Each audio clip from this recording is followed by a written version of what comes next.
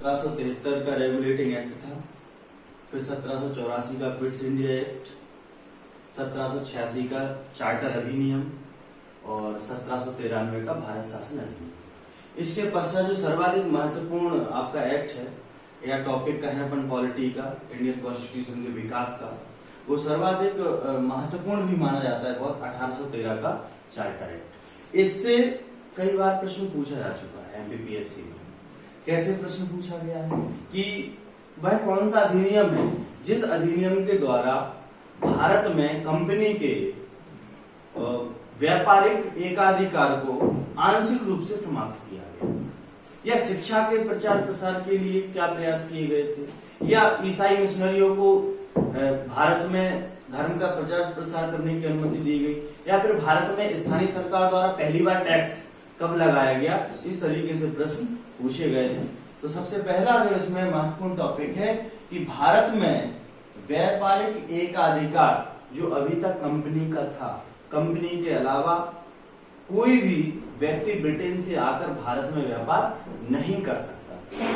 केवल कंपनी के जो कर्मचारी हैं वही व्यापार करेंगे, कंपनी ही व्यापार करेगी।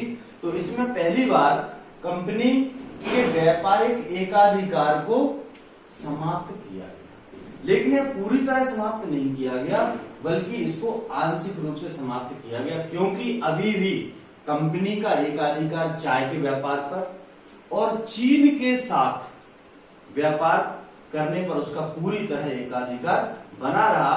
अन्य बहुत सारे क्षेत्र जैसे कपड़ा उद्योग था और आपका चीनी उद्योग था भारत में, या मसाले का व्यापार करना या अन्य कोई व्यापार करने की पूरी तरह छूट दे दी गई। ब्रिटेन का कोई भी नागरिक भारत आकर के व्यापार कर सकता है, केवल चाय के साथ वो व्यापार नहीं करेगा और चीन के साथ वो व्यापार नहीं करेगा, या पूर्वी एशिया के साथ व्यापार नहीं करेगा। दूसरा इसमें महत्वपूर्ण उपबंध है, शिक्षा के लिए 1 लाख रुपए का प्रावधान किया गया। पहली बार संपूर्ण भारत में शिक्षा के लिए ब्रिटेन की सरकार द्वारा 1 लाख रुपए दिए गए। हालांकि ये एक आंशिक मात्र था, क्योंकि इतने बड़े भारत में 1 लाख रुपए से कुछ नहीं होने वाला था। तो केवल मतलब बस प्रावधान अकेला करना था, उनको शिक्षा का प्रचार प्रसार नहीं, केवल दिखावा मात्र था। अगला, ईसाई मिशनरियों को भारत में अपने धर्म के प्रचार प्रसार की अनुमति प्रदान की गई। इससे पहले उनको किसी भी तरह की अनुमति नहीं दी गई थी। अब वो भारत आकर के अपने धर्म का प्रचार प्रसार कर सकते हैं। और इसका एक अन्य महत्वपूर्ण प्रावधान कि स्थानीय जो सरकारें थी उनको टैक्स लगाने की अनुमति दी गई कि वो स्थानीय स्तर पर टैक्स लगा सकते हैं, और यदि वो कोई भी व्यक्ति टैक्स नहीं देता है तो उसको दंडित भी किया जाएगा। ये भी महत्वपूर्ण प्रावधान है। इसके अलावा बंबई, मद्रास व कलकत्ता की जो प्रेसिडेंसी थी, वो अगर कोई नियम या कानून बनाते हैं तो उन नियम कानूनों का अनुमोदन कहाँ होगा? ब्रिटेन की संसद में होगा।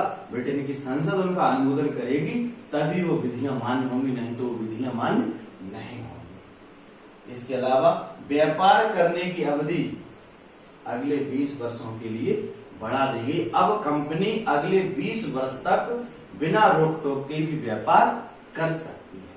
तो ये इसके जो 6 पॉइंट हैं सभी महत्वपूर्ण है, लेकिन इन 6 में सर्वाधिक महत्वपूर्ण जो पॉइंट है वो पहला है, और दूसरा सर्वाधिक महत्वपूर्ण है ईसाई मिशनरियों वाला। तो ये 2 जो महत्वपूर्ण है, एक पॉइंट अत्यधिक महत्वपूर्ण है, इनको विशेष रूप से याद रखना। ठीक है, तो अगला जो अपना टॉपिक रहेगा 1813 के बाद 1833 का अधिनियम रहेगा, उसमें और महत्वपूर्ण प्रावधान आएंगे, तो उसको अपन अगले चैप्टर में देखेंगे। ठीक है।